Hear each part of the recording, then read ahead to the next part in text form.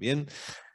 Bueno, va a tomar nuevamente la palabra el doctor Fulvio Santarelli, quien será moderador del primer panel. El tema: convivencia y tensiones entre la jurisdicción constitucional y el control de convencionalidad en el derecho argentino, a cargo de la doctora María Lorena González Tocci. Bienvenida. Como gustes, ¿podés estar al lado de Fulvio? Eso es lo que quería saber, es lo que todos queríamos saber.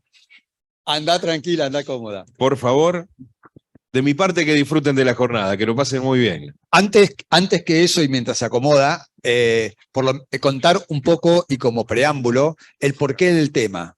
Y se vincula con lo que veníamos hablando con Juan, o cuando aludíamos a la cuestión.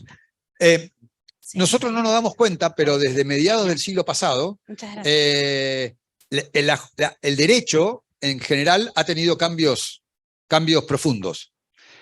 Todos, o por lo menos mi generación, fuimos formados con el concepto de un derecho más bien cerrado, circunscripto a una positivización del derecho. Es decir, la norma era el derecho.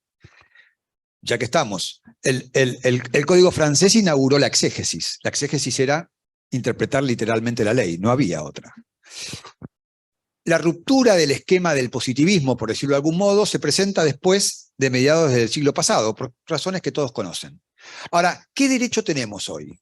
Hoy claramente tenemos un derecho abierto, tenemos un derecho que es, más bien, nos quedamos sin el techo o sin las paredes, o sea, no hay un derecho que podamos decir, esto se limita acá. Decíamos antes, cuando charlábamos en el café previo a esto, que rememorábamos cuando yo estudié constitucional, fines de la década del 80, o sea, no es tan lejos, pero estudiábamos una constitución que tenía algunos principios básicos y toda la organización política del país, pero algunos principios básicos respecto de libertades y derechos del hombre. Y no más. Y el Código Civil era la ley del ciudadano.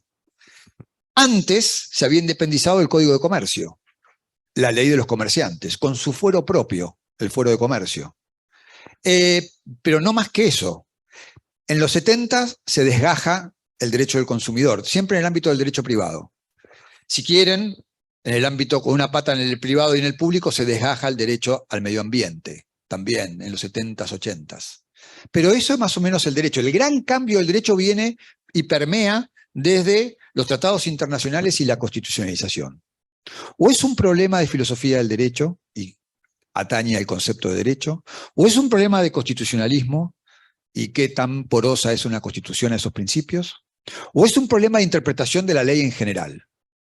Lo cierto es que, como se comprobaron en unas jornadas acá el año pasado, en homenaje al doctor Brignole, recuerdo, y a alguien más que ahora no recuerdo lamentablemente, de Paula, exacto, perdón, Pepe de Paula, querido Pepe de Paula, ahí se debatió el tema, por ejemplo, de la aplicación al régimen de privilegios. ¿Por qué es interesante esto? Porque los principios que están, digamos, supranacionales, por decirlo de algún modo, hay discusiones de todos los gustos, hasta para los nombres, permean hasta inclusive el orden público, porque si hay un tema en que no se discute que es de orden público, es el tema de los privilegios. Sin embargo, pasan con las instituciones cosas como esta. La convivencia de los derechos establecidos en los tratados internacionales con los derechos de fondo, internos y demás, no es pacífica. Entonces, por eso estas jornadas, y por eso le invitamos a Lorena, que Lorena, para mí, Lorena es profesora de Derecho Constitucional de la Universidad de Buenos Aires, pero además de todo eso, Lorena forma parte, junto con otros, de la nueva camada de constitucionalistas, digamos. Quiero decirlo esto porque si hay algo que yo tengo de trabajo de pescar autores, y quiero que sepan que Lorena es un valor al cual lo sigo y lo miro con atención. Así que para nosotros es un honor tenerte acá, que vengas a la comunidad sanisidrense, así que muchas gracias por compartir con nosotros este momento. Te dejo el uso de la palabra. Bueno, después de semejante presentación, no puedo más que agradecer. Los agradecimientos de rigor. Primero, al Colegio de Abogados de San Isidro. Es la primera vez que vengo, así que me me gustó lo que vi y además me gustó el trabajo que están haciendo, que me lo contaron brevemente, pero que algo también había averiguado. Me gusta el trabajo interdisciplinario que plantean en estas jornadas porque me parece que es la única forma de comprender y aprender el derecho. En la persona de la presidenta del Colegio de Abogados, mis agradecimientos institucionales y particularmente a Fulvio porque me invitó a poder compartir con ustedes esta jornada con un tema tan interesante que a veces parece un tema muy teórico, y de hecho fue uno de los desafíos que me planteé cuando armé mi exposición para hoy. Puedo hablar teóricamente del control de convencionalidad mucho, pero yo comparto también lo que dijiste, Fulvio, sobre la mala prensa o el valor bajo que tiene la práctica en el derecho, que yo creo todo lo contrario. No hay forma de explicar una teoría si no la contraponemos con su uso práctico. No tiene ningún sentido, no solamente porque nos encontramos con la frustración de repetir principios y dogmas que después cuando los tenemos que aplicar en un caso concreto no nos sirven, sino que también nos enfrentamos con la frustración. No hay nada más frustrante que decir yo esto lo sé teóricamente, pero no lo puedo resolver. Y algunos aspectos del derecho constitucional, como es el control de convencionalidad, tienen esta particularidad. Tiene un desarrollo teórico bastante grande, frondoso, pero tiene muchos problemas de implementación específica.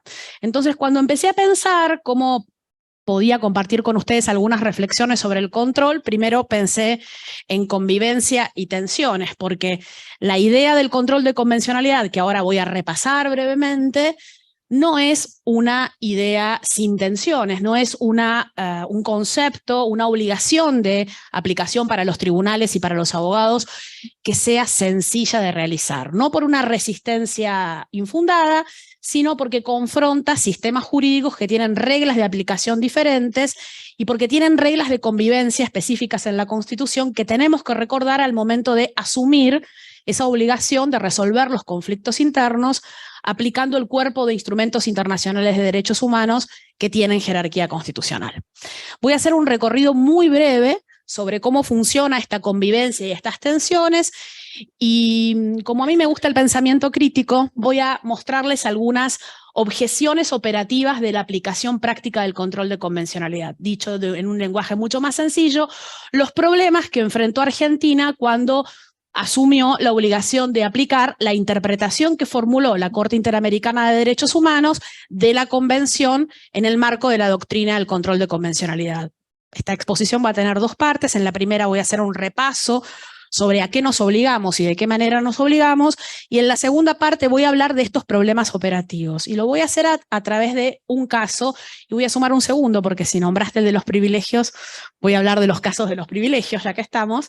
Hubo dos casos concretos, tal vez muy conocidos, donde la Corte Argentina estableció un límite a la aplicación irrestricta de esa pauta interpretativa que venía del sistema interamericano. Es el caso Ministerio Fontevecchia del año 2017, y voy a sumar los casos de los privilegios de las leyes de concursos y quiebras, que no estaban en el menú, pero vienen, que son el caso Instituto Antártida, donde la idea de que exista una obligación internacional, en algunos, con los que no comparto esa postura, hace borrar el sistema de privilegios y preferencias establecido en la ley de concursos y quiebras.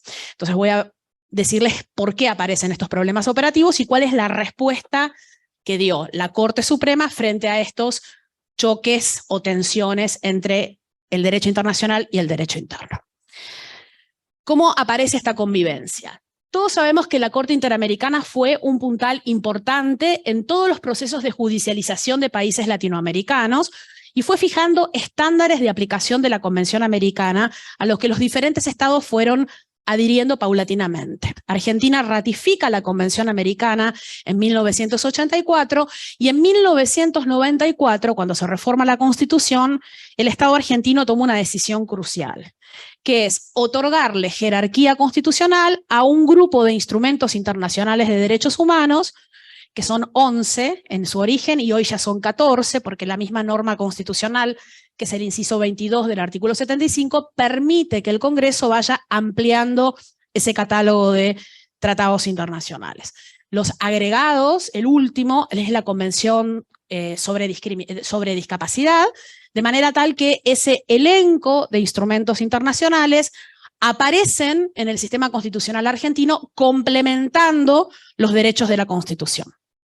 Cuando en 1994 el constituyente dice voy a agregar al catálogo de derechos, principios y garantías de la Constitución todos estos instrumentos internacionales de derechos humanos, tiene que fijar una pauta de convivencia, que es lo primero que me voy a referir.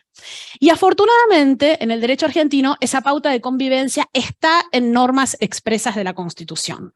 No tenemos que hacer espiritismo, no tenemos que echar mano de la interpretación manipulativa, sino que tenemos que ir a buscar esas normas constitucionales y los debates de la Convención Constituyente, que no fue hace tanto tiempo, que nos definen el contorno de esa convivencia.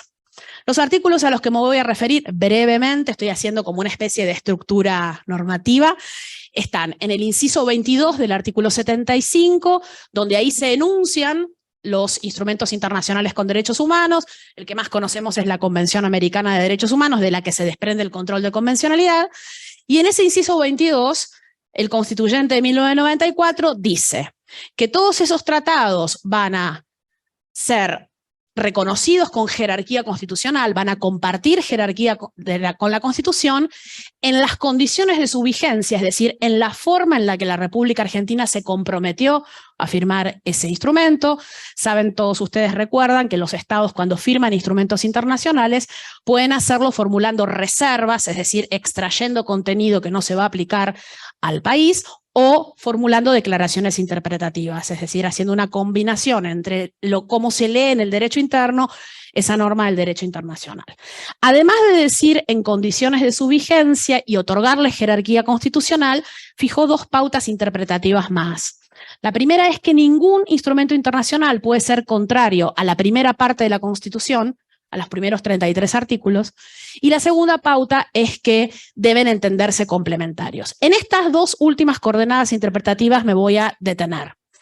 De acuerdo con el sistema de fuentes, que recién también se recordaba cuando hablaban de las particularidades del derecho del trabajo y de los accidentes de trabajo en especial, este sistema de fuentes y ordenamiento de normas en el sistema argentino implica que, de acuerdo con el artículo 31, la Constitución tiene supremacía y desde 1994 esa supremacía de alguna forma convive con los instrumentos internacionales de derechos humanos. Pero esos instrumentos nunca pueden violar disposiciones de la primera parte de la Constitución. En esa primera parte de la Constitución también tenemos una pauta interpretativa, que es el artículo 27, que algunos se enteraron de que existía cuando la Corte dictó en el año 2017 el fallo ministerio, otros ya sabíamos que estaba. Y el artículo 27, que es del siglo pasado, de la Constitución histórica, dice que los tratados internacionales, de una manera bien genérica, nunca pueden ser contrarios a los principios de derecho público constitucional. No define cuáles son los principios de derecho público constitucional. Saben que las constituciones no están para eso están los códigos. Pero si tenemos que interpretar qué son los principios de derecho público constitucional, está el principio de supremacía, el principio de legalidad, la prohibición de doble juzgamiento, las garantías del proceso penal del artículo 18 y la condición de suprema de la Corte como tribunal de cierre. Vieron que ahí nombré el principio de supremacía, de manera tal que si un principio de derecho constitucional es el principio de legalidad, el principio de supremacía, la idea de tribunal de cierre, la prohibición de doble juzgamiento, nada de lo que firmemos en un instrumento internacional puede borrar esos límites concretos que tiene el sistema argentino. Esto es importante porque seguramente recordarán que cuando se expone la convivencia de fuentes, del sistema de fuentes en Argentina, esta parte no se cuenta. Se cuenta, hay un grupo de instrumentos internacionales, tenemos que cumplir con esos instrumentos internacionales y conviven. Ahora, ¿son iguales los regímenes que traen esos sistemas internacionales? Y no hay que tener miedo de que sean. ¿Son absolutamente compatibles? No, sería imposible. ¿Y cómo sabemos cómo formulamos la convivencia y cómo resolvemos las tensiones? Si tenemos en cuenta las pautas constitucionales que tenemos expresas en esos artículos. Cuando Argentina consagra esta elevación a jerarquía constitucional de instrumentos internacionales, ya había desarrollado una jurisprudencia la Corte Argentina en los años 94 y 95 que decía que toda la jurisprudencia emanada de los órganos que interpretan los tratados internacionales era una pauta de seguimiento obligatorio, es decir, lo decía bastante en forma abierta, jurisprudencia englobaba todo, englobaba sentencias contra un Estado, opiniones consultivas, todo lo producido por un órgano que interpretaba un instrumento de derechos humanos. Bueno, Argentina convive de esa manera, comienza su desarrollo jurisprudencial la Corte a partir de la reforma del 94, y paralelamente en el sistema interamericano, del que somos parte y que además hemos ratificado la competencia contenciosa de la Corte, es decir, que el Estado argentino puede ser llevado a juicio ante el sistema interamericano por violación de la Convención Americana, aparece en el sistema interamericano la doctrina del control de convencionalidad. La partida de nacimiento oficial, es un nacimiento en etapas, pero la partida de nacimiento oficial del control de convencionalidad surge de un caso dictado en el año 2006, fallado contra Chile, que es Almonacid de Arellano. Y irrumpe el control de convencionalidad porque el sistema interamericano comienza a recibir gran cantidad de casos vinculados con violaciones masivas de derechos humanos, porque los países de Latinoamérica que habían ratificado la convención y reconocido la competencia de la Corte empiezan a enjuiciar esos delitos. Se recupera la democracia y algunos países como Argentina, como la película que hoy yo todavía no la vi, la tengo que ver, de la que todo el mundo está hablando, 1985, comienzan esos procesos de juicio interno, otros no lo hacen, pero al tener ese sistema de protección internacional, las víctimas comienzan a denunciar. Entonces la Corte Interamericana, el primer gran trabajo que tiene, es resolver sentencias, casos vinculados con violación masiva de derechos humanos. Muchos países, muchos casos parecidos, y en ese marco desarrolla la idea del control de convencionalidad, que nace de la jurisprudencia de la propia Corte. Si uno analiza la Convención Americana no establece una obligación por parte de los estados de seguir la jurisprudencia. ¿Se acuerdan que les dije que la Corte Argentina siempre fue la mejor alumna del sistema interamericano y lo hizo antes? Pero normativamente ese tratado no nos obliga a seguir la jurisprudencia, solo nos obliga a cumplir el caso en el que estamos condenados. Ahora, cuando la Corte Interamericana recibe mismos casos y además tiene que tener un seguimiento interno si los países no receptan las pautas de la Convención. Entonces, en esa primera etapa dice, ¿cómo hago para obligar a los países que sigan mi jurisprudencia? Acuérdense que todos no tenían la pauta interpretativa de Argentina. Entonces, en Almonacid de Arellano contra Chile en el año 2006, dice que los estados, cuando firman la convención, tienen la obligación no solo de hacer cumplir la convención, sino de seguir la interpretación que la Corte formula de la convención, porque es la última intérprete del sistema de los artículos de la convención. Es decir, que la obligación convencional no es solamente del texto que se firmó, como dice el texto de la Convención, sino de toda la jurisprudencia que fija la pauta interpretativa de la Convención.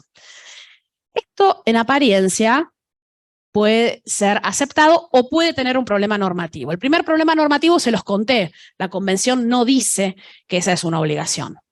Ahora, nosotros, que vivimos en un país en donde el control de constitucionalidad, es decir, el control de validez que ejercen los jueces sobre todas las normas, tiene base jurisprudencial, sabemos que aun cuando esta facultad no esté consagrada en forma expresa en un texto normativo, puede aparecer por vía jurisprudencial. Es decir, que el nacimiento es bastante parecido.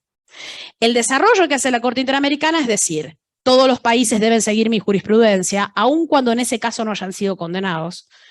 Después dice, lo tienen que hacer los tres poderes del Estado.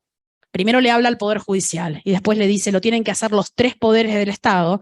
Cada vez que interpreten o apliquen una norma de un instrumento internacional, tienen que también tener en cuenta mi jurisprudencia. Y luego termina diciendo, y además lo tienen que hacer de oficio. En este desarrollo de la obligación adicional a firmar un tratado, la Corte Interamericana se encontró con obstáculos. Primero, le estaba hablando a todo el sistema interamericano como si tuvieran el mismo sistema de control judicial.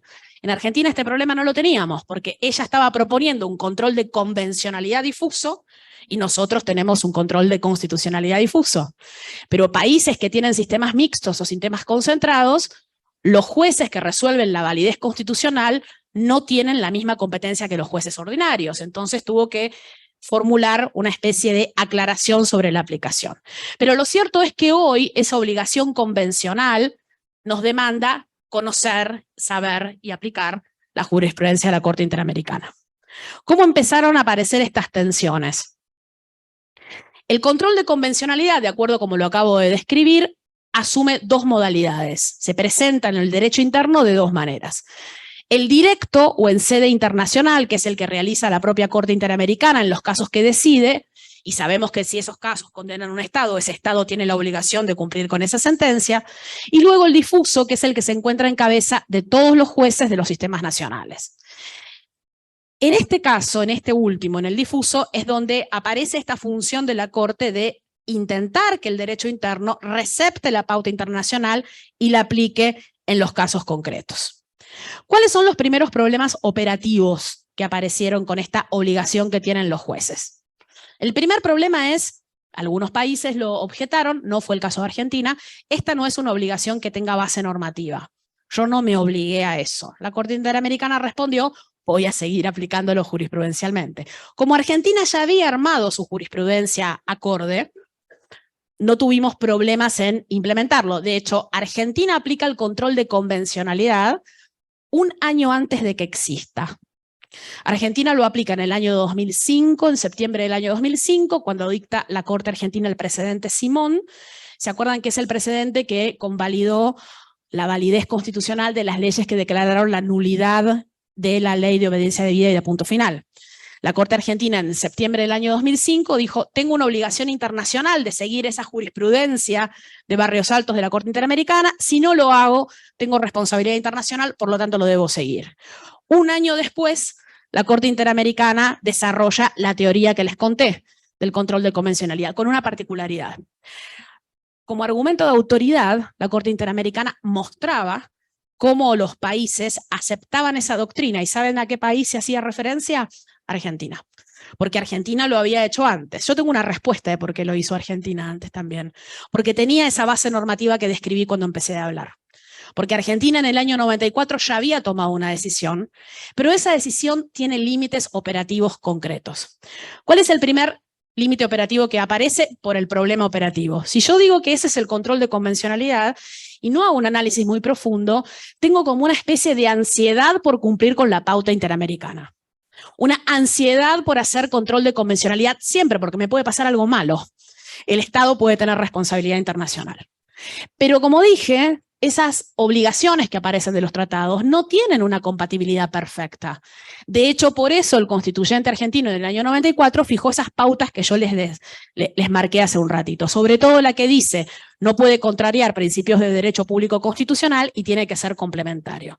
Cuando el constituyente dice que los eleva a jerarquía y los considera complementarios, complementario quiere decir sumar derechos, no restar. Por lo tanto, yo nunca puedo interpretar una norma de un tratado internacional que desarticule una norma de la Constitución Nacional. Esto para mí sigue siendo muy obvio, pero vieron que muchas veces esta respuesta no aparece de manera tan nítida. Y no aparece de manera tan nítida, a mi juicio, porque no se hace un desacople correcto del sistema de fuentes y de normas entre el derecho internacional y el derecho interno. ¿Cómo aparecen estos problemas? Y voy a traer dos ejemplos claros. Estos problemas que aparecieron en Latinoamérica también habían aparecido antes en el sistema europeo. Vieron que el sistema europeo no es igual que al sistema argentino, pero en lo que sí tenemos similitudes es que las disposiciones locales no necesariamente responden al sistema internacional de protección. En Europa aparecieron dos pautas para limitar la aplicación irreflexiva de una pauta internacional que pueda violar una disposición constitucional interna, que no está comprometida en ese tratado. En Europa eso se llama margen de apreciación nacional o contralímites internos.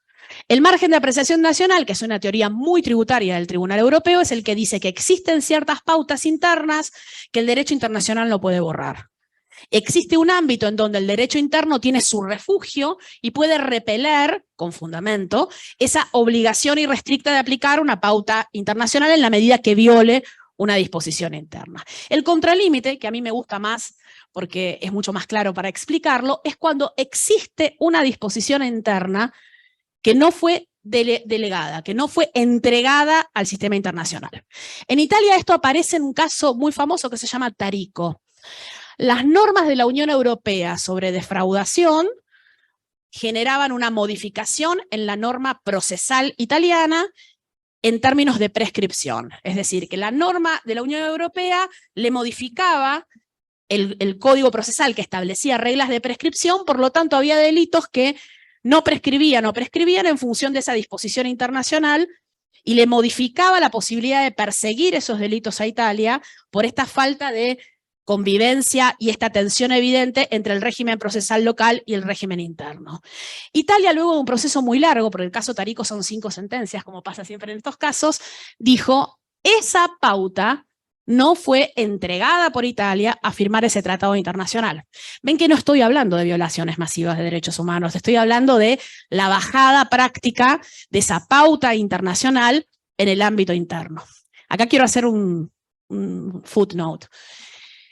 Cuando ambos tribunales, tanto el europeo como el interamericano, pero particularmente el interamericano, se sentaron a resolver violaciones masivas de derechos humanos, hubo una especie de acuerdo tácito.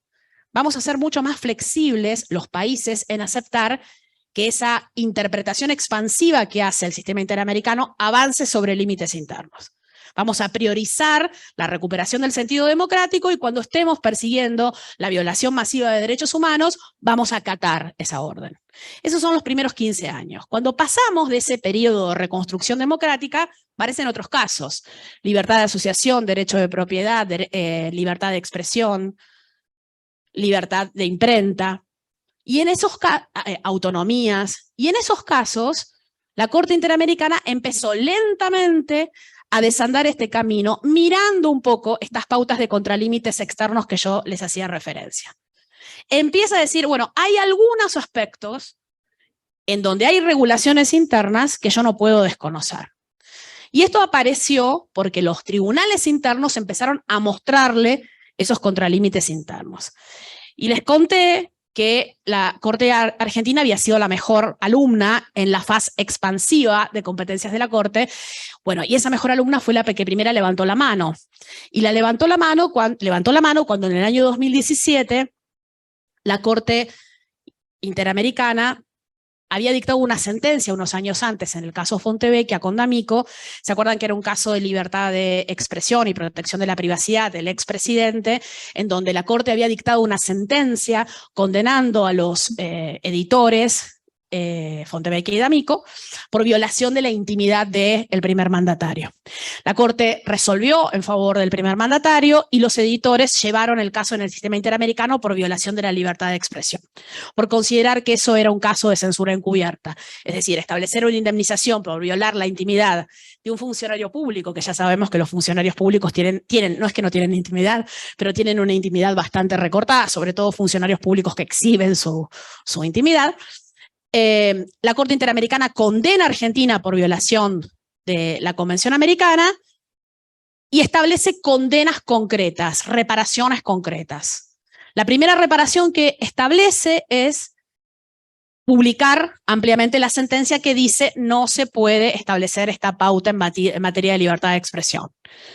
La segunda reparación es esa indemnización que se había otorgado por la Corte Argentina en favor de ese presidente, no tiene que ser pagada, y si fue pagada tiene que ser devuelta.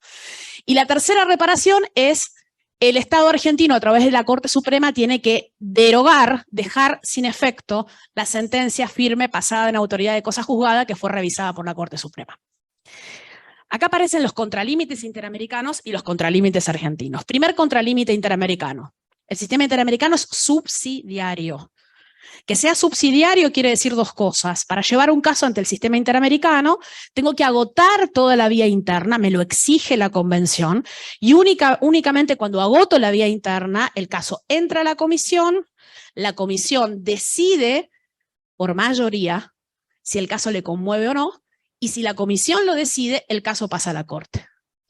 Y que sea subsidiario también implica, que también lo desarrolla la propia la Corte Interamericana en su jurisprudencia, que no es cuarta instancia de revisión de sentencias de tribunales locales. Es decir, que yo no tengo un recurso interamericano de convencionalidad, lo digo porque una vez lo escuché, que lo dijeron así y el estupor me dura todavía hasta hoy, de revisión de sentencias internas. Lo que sí reviso es la violación del tratado, que es la obligación que estableció Argentina al firmar ese tratado.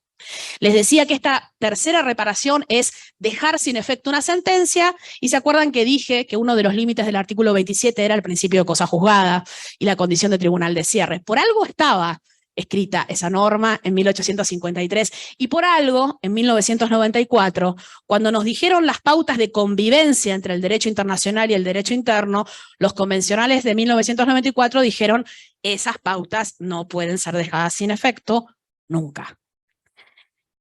Como Argentina había sido tan buena alumna en términos de cumplir más y desarrollar más el control de convencionalidad, en esos temas donde estábamos todos de acuerdo, por decirlo de alguna manera, en los temas de violaciones masivas de derechos humanos, se dan cuenta que yo estoy hablando de un caso de libertad de expresión. Estamos fuera del ámbito de la violación masiva y la obligación del Estado de investigar, perseguir y castigar crímenes de lesa humanidad. Cuando el caso llega a Argentina por vía del Ministerio de Relaciones Exteriores, vieron que las sentencias condenatorias de los estados tienen un procedimiento de seguimiento y cumplimiento. Y en el procedimiento de seguimiento y cumplimiento lo que hace el sistema interamericano es preguntarle a los órganos internos, ¿cumplieron la sentencia? En esa revisión de cumplimiento de la sentencia, la tercera reparación, dejar sin efecto, que no es una reparación típica de las que impone la Corte Interamericana, tenía que ser respondida por la Corte Suprema. Entonces el Ministerio de Relaciones Exteriores le manda un oficio a la Corte Suprema y ahí pasaron varias cosas. Primero, que la Corte Suprema era diferente a la integración del año 2005. Segundo, que el tema era diferente porque era un tema de libertad de expresión. Tercero, en la Corte Suprema Argentina en el año 2017 había dos, y todavía están, dos convencionales constituyentes, vivos obviamente, que habían escrito la pauta del inciso 22. Esto también es único en el mundo, ¿eh? Ningún tribunal tiene eso. Es bastante difícil hacerle entender a un convencional constituyente que escribió lo que no escribió. Decirle, usted no puso un límite externo concreto en la Constitución, cuando lo puso. Entonces, lo digo esto porque cuando salió el fallo en el año 2017, digo bien, el 14 de febrero de 2017, fue como una especie de bomba de neutrógeno absurda, porque esto iba a pasar. No iba a pasar en los casos de lesa humanidad, pero sí iba a pasar en los otros casos. ¿Por qué? Porque la Constitución Nacional tiene un límite externo concreto. ¿Cómo responde la Corte Argentina cuando tiene que decir si esa reparación la va a cumplir o no? Dice, esa tercera reparación no la puedo cumplir, porque yo soy el tribunal de cierre y porque la Corte Interamericana no es cuarta instancia. Entonces, no puedo dejar sin efecto una sentencia, porque si dejo sin efecto una sentencia, dejo de ser tribunal de cierre, delego competencias que nunca puedo delegar porque la Constitución me lo prohíbe, y además violo el derecho del que se sometió al litigio en el ámbito interno, que no es parte en el sistema interamericano, y que ve desarmada esa sentencia pasada en autoridad de cosa juzgada, solamente apelada en el ámbito interamericano en términos de reparación de violaciones de derechos humanos. Esta sentencia la dicta el 14 de febrero del año 2017 con una única disidencia, que es la disidencia del doctor Maqueda, que vota de la misma manera que vota los casos de delitos de lesa humanidad. Según Maqueda, no hay ningún tipo de límite externo, sino que Argentina, como tiene responsabilidad internacional, tiene que cumplirlo de esta manera. Cuando la Corte dicta esta sentencia, llega al sistema interamericano, la Corte lo hace de una manera bastante particular, dice, revocar quiere decir dejar sin efecto, dice la Real Academia Española. Y usted no tiene la facultad de dejar sin efecto una sentencia propia. Llega al sistema interamericano y la Corte Interamericana responde, y responde en octubre del año siguiente. Y cuando responde dice, no quise decir dejar sin efecto. Quise decir, porque sé que soy cuarta instancia. Doctrinariamente eso llamamos diálogo entre tribunales internacionales, el diálogo interjurisdiccional. La Corte Argentina cierra el caso diciendo, este es un caso de diálogo entre tribunales, no es un caso de monólogo. No es alguien que me dice lo que tengo que hacer, sino que los dos compartimos esa competencia, o mejor dicho, yo tengo la competencia de tribunal de cierre.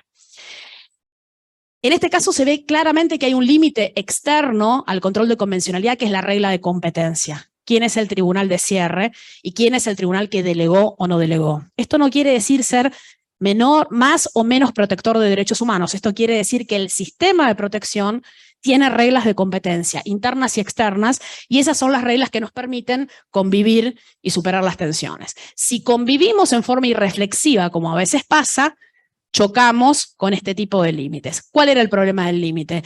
Ninguna sentencia de la Corte Argentina tenía carácter de cosa juzgada, hasta tanto no fuese revisada en algún término por el sistema interamericano.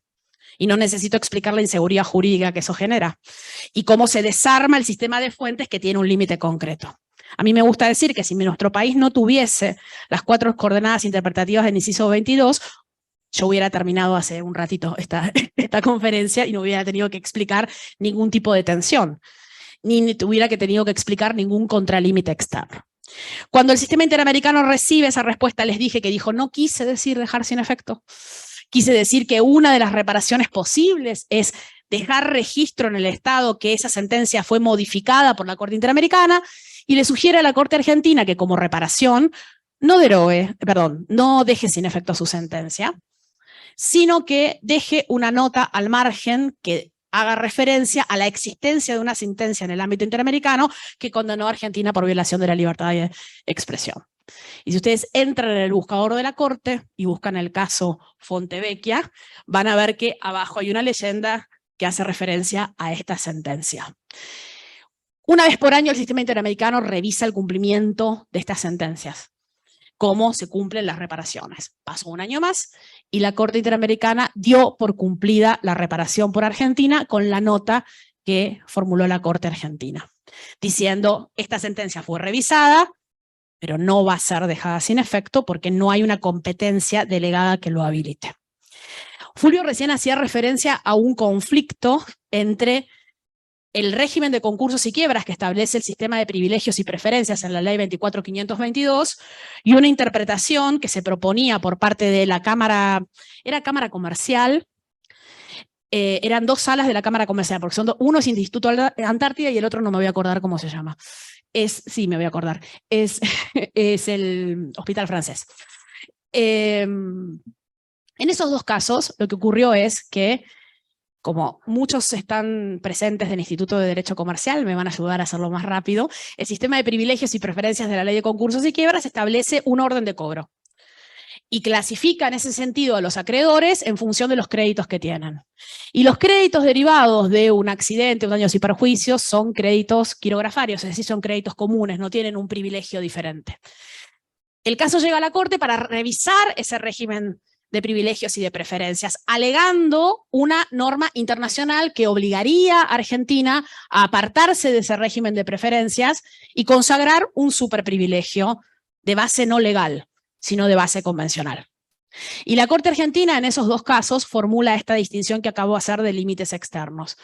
Por más que exista una disposición internacional que diga que tiene que haber una mayor protección de los menores o una mayor protección de la reparación de daños, yo no puedo desarmar el régimen interno de privilegios y preferencias con base a esa interpretación.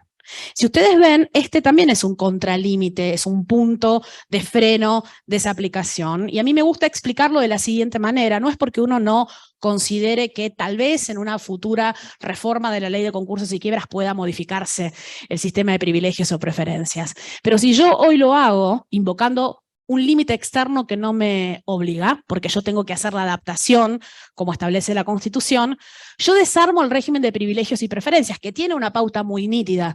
Primero se pagan los gastos y después se pagan las acreencias. Si lo desarmo, beneficio a un acreedor e inmediatamente en forma paralela empiezo a perjudicar a otros acreedores que me pueden hacer el mismo juicio. Me pueden decir, me desarmaste el régimen de concursos y quiebras. Por lo tanto, esa pauta internacional, invocada de manera muy abierta, no crean que hay una elaboración muy profunda, tengo un compromiso internacional. A mí en estas conferencias me gusta aclarar que es un compromiso internacional, pero con pauta interpretativa. No es un compromiso internacional de aplicación automática, porque todos sabemos que el derecho, si entendemos al derecho como lo dado de aplicación automática, estamos entendiendo el derecho a medias. Y estamos comprando una gran ficción, creer que el derecho no genera conflictos y tensiones de convivencia entre regímenes. ¿Qué quiere decir toda esta explicación de los contralímites que les acabo de querer marcar? En esta jornada interdisciplinaria que tiene como eje el control de convencionalidad, mi idea es plantear un repaso de por qué tenemos esa obligación internacional con base constitucional de cumplir con esas reglas interpretativas, pero saber que esa fórmula de aplicación del Instrumento Internacional de Derechos Humanos tiene límites concretos internos, y esos límites tienen que ver con que no puede violarse ningún principio de derecho público constitucional por más que yo tenga que cumplir con un instrumento internacional. Esto en un plano teórico tal vez es más difícil de ver, pero creo que es muy nítido verlo cuando resolvemos casos concretos. Cuando aplicamos una pauta internacional en forma irreflexiva y desarmamos un sistema de privilegios y preferencias de la ley de concursos y quiebras, o cuando aplicamos una pauta internacional también en forma irreflexiva y violamos la condición de tribunal de cierre de la Corte Suprema. Mi conclusión es que el derecho internacional de los derechos humanos en Argentina en particular y en la región en general modificó nuestro sistema de fuentes y de normas, modificó nuestra estructura mental cuando tenemos que diseñar una estrategia procesal, cuando tenemos que diseñar una estrategia para llevar un caso, o quienes son jueces y juezas cuando tienen que resolverlo. Saben que tienen la obligación de aplicar las pautas interpretativas que vienen del sistema interamericano. Esto sería de necios negarlo. Pero también tienen que saber que de la misma manera que hay pautas interpretativas del derecho internacional, esas pautas interpretativas se acoplan con los criterios que dejaron nuestros convencionales constituyentes. En Argentina tenemos una ventaja respecto de algunos países en la región. Tenemos normas de implementación de esas pautas en la Constitución Nacional y tenemos una frondosa jurisprudencia de la Corte Argentina que fue resolviendo los casos espinosos. Esa, a mi juicio, es la mejor forma de resolver la convivencia y tensiones entre la jurisdicción constitucional y el control de convencionalidad a la que nos enfrentamos todos los días en todas las ramas del derecho. Este no es un problema solamente de constitucionalistas, es un problema de todos los operadores del derecho. Y si tenemos esa obligación internacional de respetar los compromisos internacionales, tenemos que saber cuál es la forma de aplicarlos. Y la forma de aplicarlos es respetando el sistema de fuentes y de jerarquía de normas que nos da nuestro sistema jurídico vigente.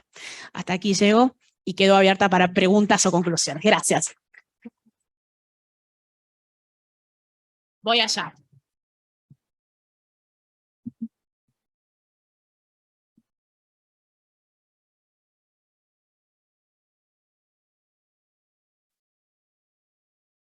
Mientras vemos si hay alguna pregunta, quiero primero felicitarte porque fuiste muy clara en esto de organizar, porque lo dijiste vos, acá tenemos un conflicto de fuentes, y organizar qué tan poroso es un sistema, lo que hablábamos antes, estableciste las reglas de la llave exclusa, digamos, que deja entrar o no entrar. Lo dijiste y creo que fue un acierto, entre otros aciertos que te tuviste en toda la charla, pero el caso Tarico. Porque hay que señalar que el caso Tarico, está en el ámbito europeo, y el ámbito europeo tiene además, es un proceso de integración, no es solamente un proceso como un bloque internacional de derechos humanos, como puede ser el nuestro, pero que no está en un esquema de integración normativa. Cuando la Unión Europea establece directivas, obliga a los estados a armonizar conforme las directivas, por eso se llaman directivas. Entonces digo, es muy fuerte este caso Tarico porque es muy demostrativo, digamos, de esta convivencia de fuentes que vos bien planteás. Así que, clave. ¿Hay alguna pregunta de alguien al respecto? Bien, yo estaba chequeando porque las preguntas de los que están a distancia me llegan por WhatsApp, pero no llegó ninguna. Así que estamos... No. Creo que es un tema que tiene un nivel de complejidad es bastante desconcertante cuando uno lo lee y lo quiere seguir.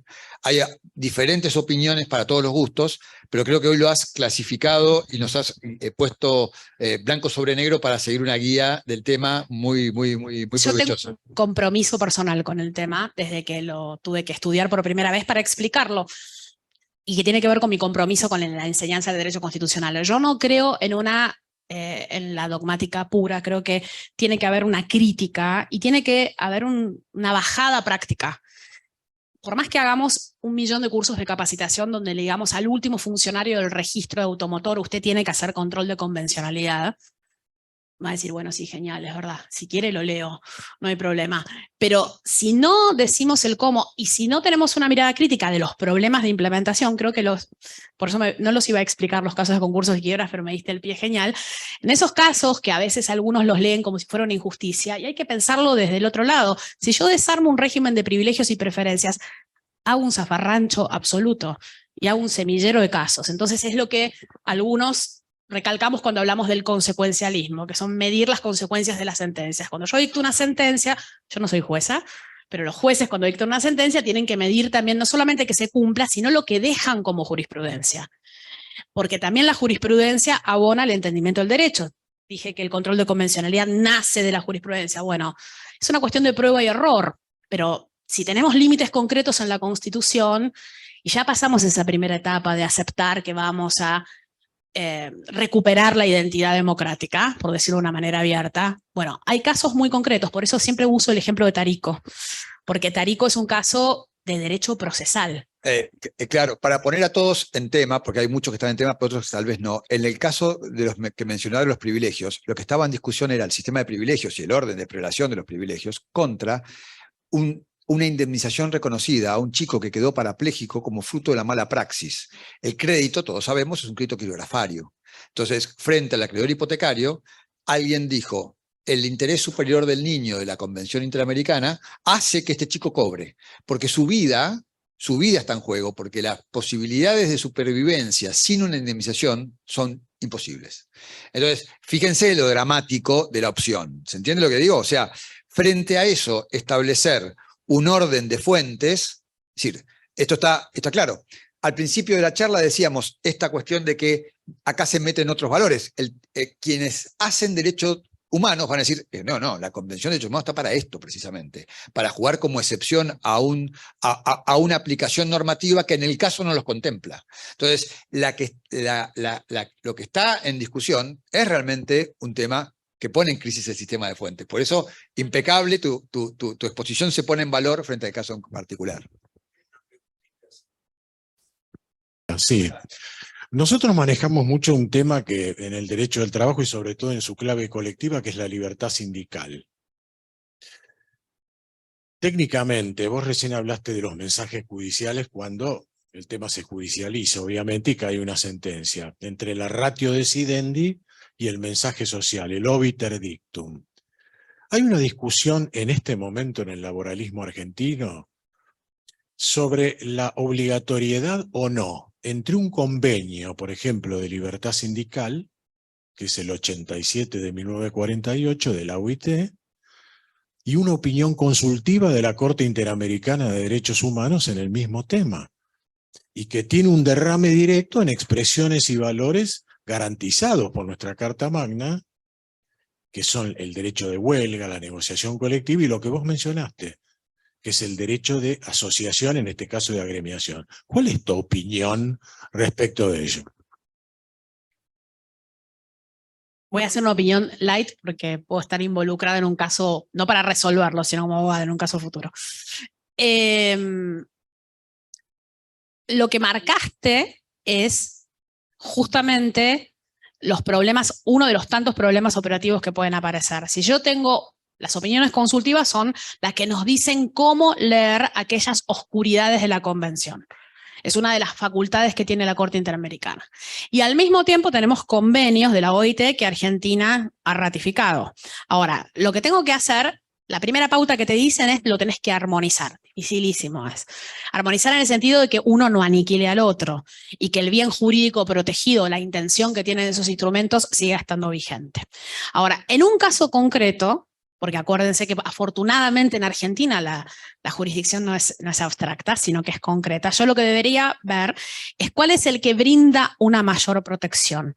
Una de las pautas de armonización, que eso viene del derecho internacional de los derechos humanos, es el que brinda mayor protección. Vos tenés sistema de fuentes, cómo funciona tu fuente interna y tu fuente internacional, y el límite de tu fuente interna, de la fuente internacional. A mí me gusta decir algo que escandaliza a algunos profesores de derechos humanos, pero yo fui profesora de derechos humanos también, así que lo digo en ese sentido. Siempre hay una norma de derecho interno que te dice cómo convive el derecho interno con el internacional y no al revés. porque si no, no hay una autoridad competente del país que vaya y se obligue internacionalmente. ¿Vieron que a veces lo muestran como al revés? Bueno, y si lo mostrás al revés, entonces estos casos nunca tienen solución. Entonces, hay un límite interno que te impone la armonización, que te dice que tienen que ser complementarios y que tenés que siempre elegir el que sea de mayor protección sin violar ese régimen interno. Entonces, en un caso particular, yo tendría que ver cómo impacta la aplicación de uno u otro convenio en ese grupo de personas o en esa parte, en un litigio exactamente en ese colectivo, y tendría que elegirlo de esa manera. Me es difícil analizarlo en forma abstracta, no por escapar a la respuesta, sino porque justamente es afortunadamente casuístico, porque si yo fijo, vos hablabas recién de Oiter y de holding. Hay dos grandes formas de resolver los casos constitucionales, porque esto eventualmente tiene que llegar a la Corte. O dictar soluciones de máxima, que son estándares enormes, que parecen mejores, pero en realidad te cobran peaje, porque cuando vos fijas un estándar enorme, vos sos poco nítido. En cambio, el consejo siempre es resolver en términos minimalistas, no en términos arquitectónicamente minimalistas, sino minimalistas en términos de autorrestricción judicial. Ser riguroso con la interpretación y el límite de las fuentes y crear casos chiquitos, casos que tengan proyección a casos similares y con características muy nítidas. Si ocurre tal violación de tal derecho de asociación o que afecta o que se proyecta en forma negativa sobre la asociación y esté comprobado en el caso, ahí construye una solución. En Argentina tenemos la ventaja del control judicial difuso, que es la que nos impone ese tema. Entonces creo que la solución, me faltan elementos del caso, pero vendría por armonizarlo en el sentido de que no despoje de protección ni viole ningún sistema de normas y de fuentes. Un tema no menor que tocaste y que vuelve en la pregunta es que hay que diferenciar los dictámenes de la Comisión de las sentencias de la Corte Interamericana. La Comisión es la que dictamina si entra un caso o pasa un caso o no, y está discutido o está opinado respecto de qué función tiene como fuente la Comisión. Llegó una pregunta desde el más allá, de la doctora Sandra Biersma, que es la directora del Instituto de Salud del colegio. Dice, me interesaría saber qué criterios en nuestro medio son cercanos al concepto de margen de apreciación del Tribunal Europeo que vos mencionaste. ¿Existen criterios interpretativos aplicables a nuestro país, está aclarando, cercanos al concepto de margen de apreciación europeo? Bueno, la Corte Argentina, en su actual composición, y me animo a decir en los últimos 3 años, tuvo un desarrollo bastante nítido del margen de apreciación local cuando tiene que resolver conflictos entre las provincias y el gobierno federal. Lo hace en varios casos en donde tiene que resolver conflictos entre federalismo y autonomía. Y margen de apreciación nacional lo utilizó como fórmula en el caso ministerio que referencié recientemente. Básicamente es cuando existe alguna disposición vinculada con ese estimo de fuentes y de ordenamiento jerárquico de las normas que establezca un límite a esa pauta internacional, yo tengo que hacer prevalecer ese límite porque en ese marco fue en el que yo me comprometí. En el ámbito del derecho del federalismo, por decirlo de alguna manera, la Corte Argentina creo que hace un poquito más de un mes, dictó un caso en la provincia de Mendoza por la celebración, yo soy muy atea para decir esto, pero voy a tratar de acordarme, la fiesta de Santiago Apóstol, alguien que sea muy católico que me ayude. Bueno, entonces se cuestionaba, la Asociación Permanente de Derechos Humanos cuestionaba que ese día fuera feriado y que se hiciera una celebración religiosa. Y la Corte hace uso del margen de apreciación local y de las particularidades de decir, eso forma parte de la cultura de esa provincia, no es una imposición religiosa, sino es una celebración histórico-cultural. Y si ustedes lo piensan, es margen de apreciación nacional. Hay algunas pautas culturales, históricas, que yo no las puedo borrar. Digo una cosa muy chiquitita. Margen de apreciación nacional, margen de apreciación local. Contralímite tiene que ver con algo que se llama identidad constitucional, que es un concepto que sirve para muchísimas cosas, que son los principios, los valores, las reglas que nosotros tenemos y que nos identifica como comunidad. Es dificilísimo después desagregarlo, pero hay algo que nos une, hay algo que nos da una identidad distinta y que el derecho constitucional comparado europeo ya lo empezó a identificar.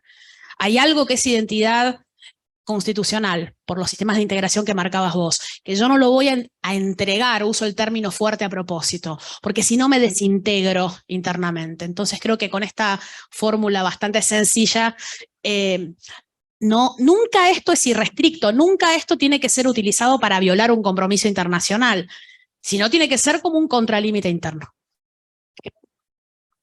Bien, excelente, excelente. Le damos un nuevo aplauso, gracias.